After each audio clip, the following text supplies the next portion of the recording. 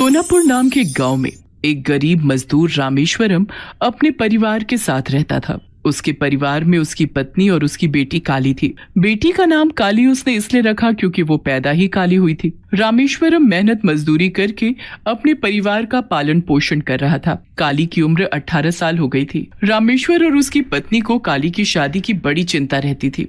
काली, ओ काली, मैं जरा पड़ोस तक जा रही हूँ। जब तक वापस आ जाऊं तू खाना बनाकर तैयार रख लियो। तेरे बाबा आते ही होंगे, फिर मिलकर खाना खाएंगे। ठीक है माँ, पर जल्दी आना।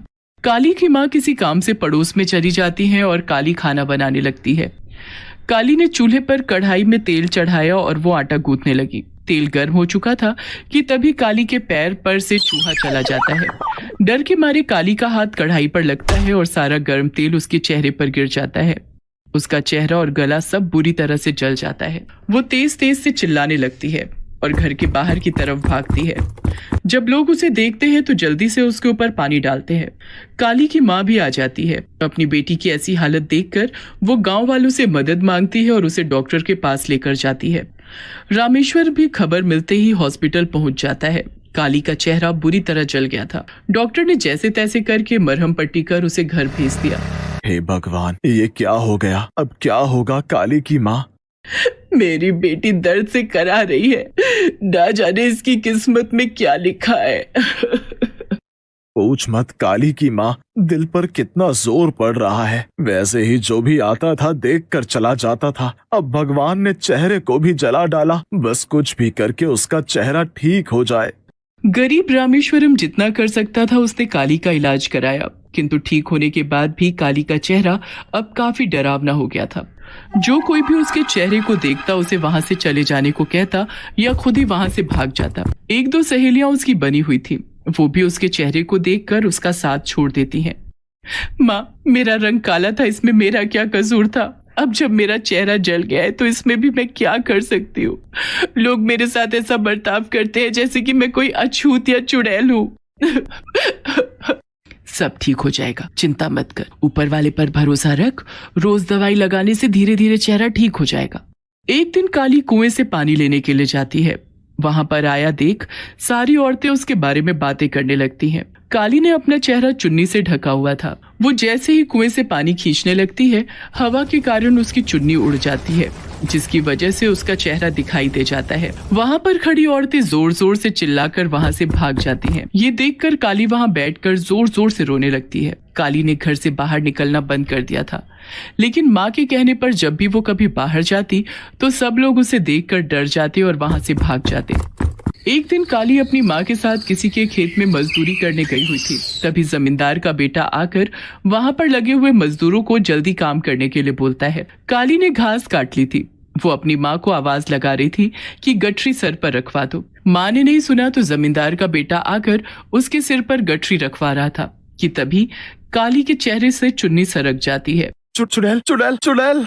काली गठरी नीचे फेंककर अपने चेहरे को चुन्नी से ढक लेती है। तभी वहां पर काम पर लगे हुए मजदूर भागकर वहां आते हैं और लड़के से बोलते हैं कि ये काली है। चुड़ैल चुड़ैल सुनकर काली को बड़ा दुख होता है और वो खेतों के बीच में बने हुए कुएं में कूदकर जान दे देती है।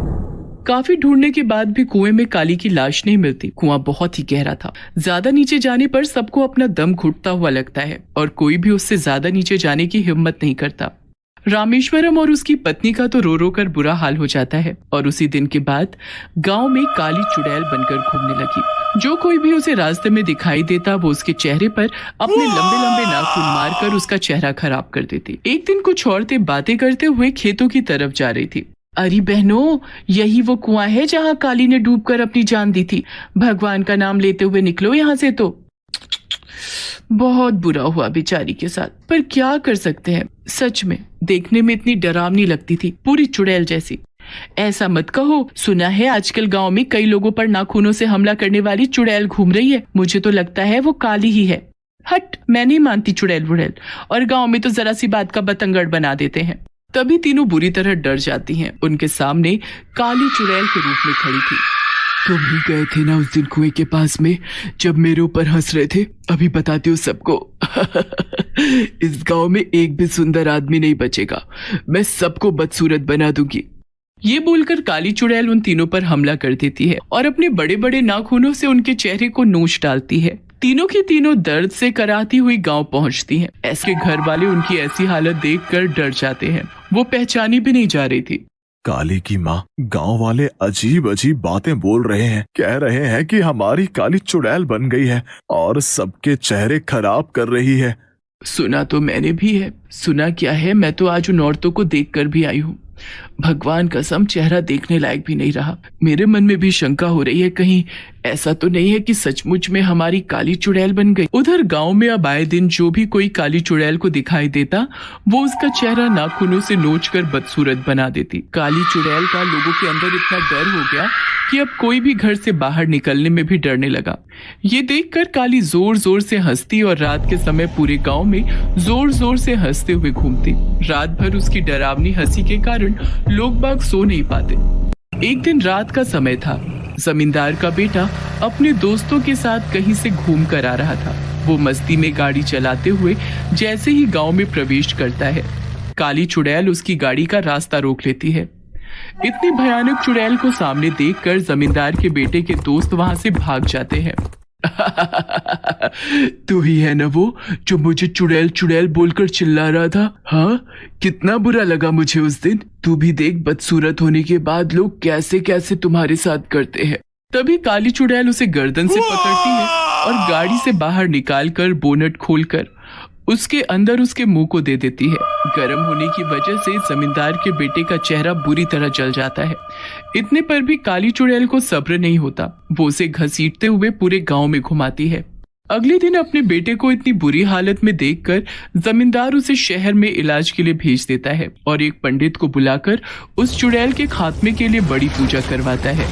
माफ करना जमींदार साहब, काली चुड़ैल के अंदर बहुत ही प्रबल शक्तियाँ आ गई हैं। वो इतनी आसानी से हार नहीं मानेगी और मैं सच कहता हूँ, उसकी मुक्ति भी लगता है पूरी तरह संभव नहीं है। ऐसा ना कहो पंडित जी, गांव वालों पर विपदा आन पड़ी है। देख रहे हो, इस हवन में बैठे हुए आधे से ज्यादा लोगों के चेहरे उस काली चुड़ैल ने कितनी बुरी तरह से नोचकर उन्हें बदसूरत बना दिया। कोशिश करके देख लेते हैं। फिर सारे गांव के लोग काली चुड़ैल की आत्मा की शांति के लिए पूजा करने लगते हैं। तभी बहुत जोर की आंधी बारिश शुरू हो जाती है और हवन में जल रही आग बुझ जाती है।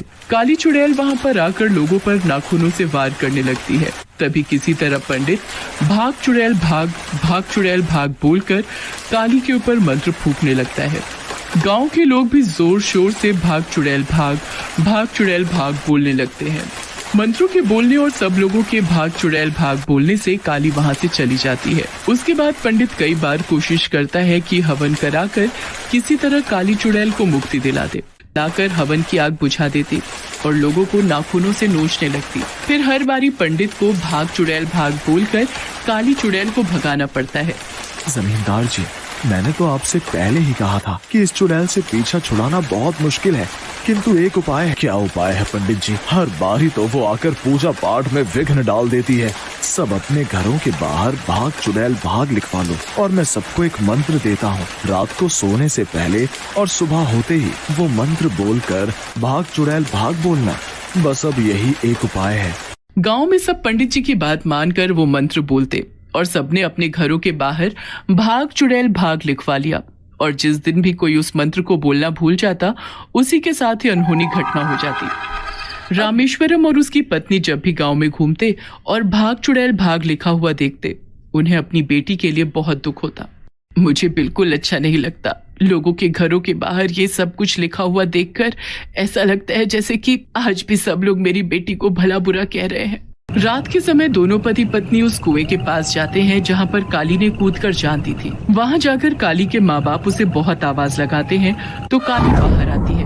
कैसे हो माँ बाबा, आज कैसे आना हुआ? अब तो आप लोगों को मेरी वजह से कुछ भी नहीं सुनना पड़ता होगा। काली, मेरी एक बात तुझे माननी होगी, या तो अपनी माँ को खाली हाथ भेज दे। कहो माँ, क्या चाहती हो? तुझे कसम है मेरी, आज के बाद कभी भी गांव वालों के साथ कुछ भी बुरा नहीं करेगी। वो मंत्र बोले या ना बोले बेटी, तू नहीं जानती गांव में हर जगह भाग चुड़ैल भाग लिखा देखकर मेरे दिल पर क्या गुजर रही है। मेरी प्यारी बेटी है ना, माँ की बात मान ले। ठीक है माँ, बस तेरे कहने से ही अब मैं कभी गांव वालों को परेशान नहीं करूंगी। जा, बोल दे सारे गांव में। ये कहकर काली वहां से चली जाती है। काली के माता पिता पंडित और गांव वालों को बता देते हैं कि अब काली किसी को परेशान नहीं करेगी।